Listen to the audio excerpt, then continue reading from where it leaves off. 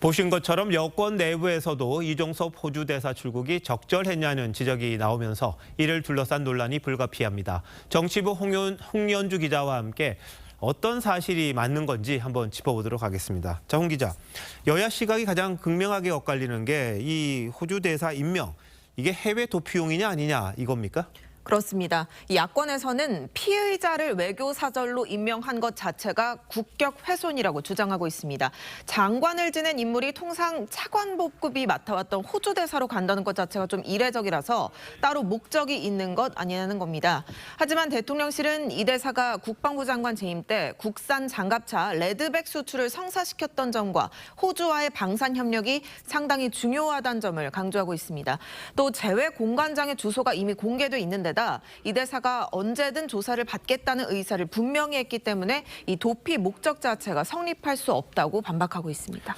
자, 그런데 이 출국 사흘 전인가요? 4시간 약식 조사를 받았다고 하더라고요. 근데 공수처는 이걸로 부족하다, 더 추가 조사를 해야 된다, 이런 입장이라고요? 그렇습니다. 이 공수처는 압수물 분석이나 실무진 소환과 같은 조사가 먼저 마무리돼야 의혹의 정점이라고 할 수 있는 이 대사를 조사할 수 있다는 입장입니다.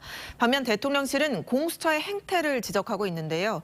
고발장이 접수된 게 지난해 9월이었는데 반년 동안 소환 요청이 없었고 특히 지난해 12월 이미 출국 금지 조치를 해놓고도 조사는 하지 않으면서 두 차례 이 조치를 연장한 걸 오히려 수사권 남용이라고 반박했습니다.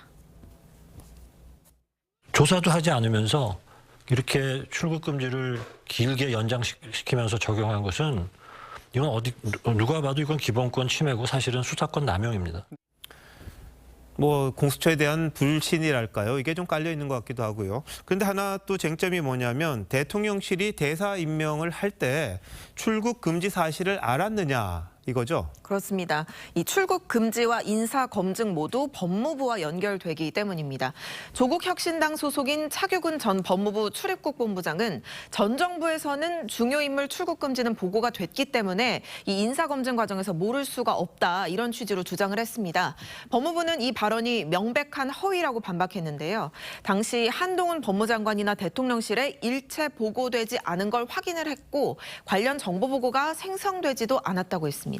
근데 뭐 정부나 대통령실 몰랐다 손 치더라도요. 이 대사가 수사 대상에 오른 건 이미 다 알려진 사실이잖아요. 근데 굳이 피의자를 대사로 임명해서 논란을 자초하느냐 이런 게 지금 정치권의 지적인 거죠? 네, 그래서 딱 5글자로 왜 굳이 지금 이런 지적이 여권 내부에서도 많이 나오고 있습니다. 총선까지 앞둔 시점에 충분히 논란이 예상되는 인사를 대사로 보낸 것 자체가 외교 라인의 실책이라는 겁니다. 그래서 이 대사 본인이 직접 의혹에 대한 입장을 밝혀야 한다는 요구도 나오고요. 또 각국에 파견된 대사들이 서울에서 모이는 재외 공관장 회의가 4월 중순 이후 예정돼 있긴 하지만 이 대사가 이보다 앞서 귀국하도록 하는 방안도 여권 내부에서 거론되고 있다고 합니다. 네, 뭐 선거를 앞두고 리스크를 줄여야 하는 게 뭐 정치권의 생리입니다만 이 대응을 제대로 했느냐 이 부분에 대해서는 좀 따져봐야 될 부분이 있는 거군요. 자, 홍 기자 잘 들었습니다.